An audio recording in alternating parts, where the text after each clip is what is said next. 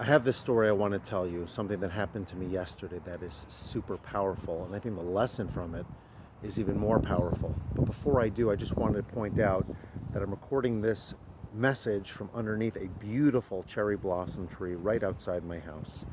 And that's relevant to the message that I want to share, as I'll detail very shortly. The first thing I want to do is get the obvious out of the way, and that I'm Orthodox Jewish. And so my life, my daily behaviors, everything I do is guided by God, guided by the Torah, guided by eternal principles and eternal values. And those values are under attack. I would say today more so than ever before. We live in a crazy, confused world where politically, socially, and in so many ways morally, there's tons and tons of confusion. People just don't have clear sense of what's right and wrong anymore. And I'm just so grateful that I have the ability to look into the Torah, to talk to my rabbis, to have that connection that says, we have clarity, we have direction, just like a tree. It never changes. It doesn't waver. It doesn't sort of pick up the latest fad and the latest trend. It is what it is. And it shows up and it just does its beautiful thing. And so I'm in a classroom yesterday, and one of the beautiful things about my work in coaching, when I do work in nonprofits and in schools in particular, is that sometimes I get to visit a classroom.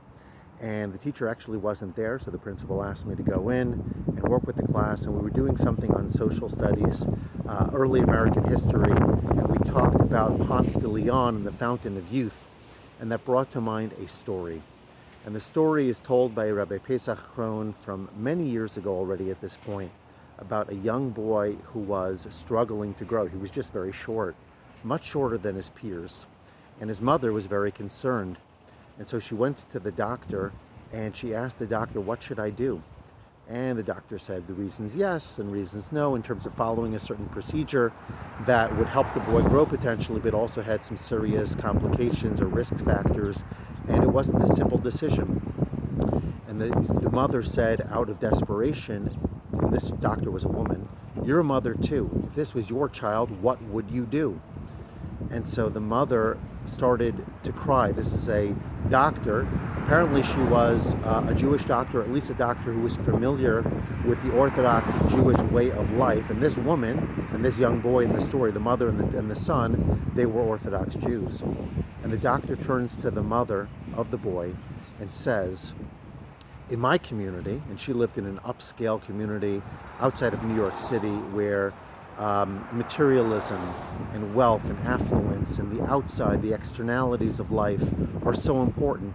In my world, I'd have no choice but to move forward with this procedure because everything in my life is measured by how I'm viewed in the world, how people see me, and what they see is mainly the beauty, the grandeur, and things like that, our looks, our appearance, our size, all of that matters most. But you're an Orthodox Jew, and in your community, the most valuable thing is your inside, your personality, your learning, your devotion, your dedication to God and to others. That's the most important thing, and the externals don't matter as much. And so for you, I would say, do not move forward with this procedure because of the risks involved. No one's going to judge you and make you lesser for your son's shortness of stature because they will look at the greatness of his character.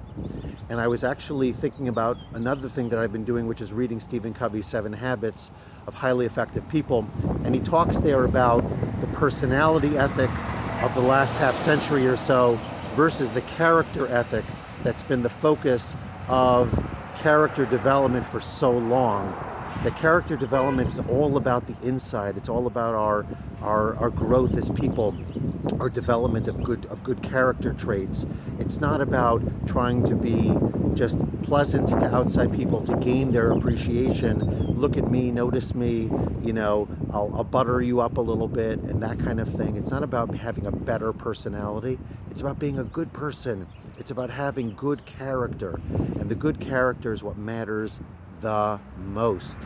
And I'm posting this to a platform where I know that most of the people, or many of the people that are on here, the stuff that they're posting is all about personality, and it's all about the externalities. It's all about notice me It's all about filters, and it's not a real reflection of life, about our challenges, about our values, about what's really most important. And those values are eternal, just like the beautiful trees and just like nature. It's eternal. It shows up every year, and you cannot fight the system. If you don't do it the right way, if you don't plant at the right time, you will not sow at the right time. And you cannot sow before you plant, right? You have to do everything the right way. And so I shared this message with this group of students. It was so powerful. I'm still excited about it, as you could probably tell. And I hope that this message resonates with you as well. So stay true to your values, whether you're religious or not. Try to have a moral compass, a mentor, a guide, a spiritual leader that will hold you fast and true during a time of extreme confusion, tremendous fighting, lots of hate. We can do this. We can bring peace and tranquility and normalcy and decency and ethics and morals and values and all of the things that really matter to a world that desperately needs it. Remember this message. Remember that it's the inside, not the outside, that counts the most.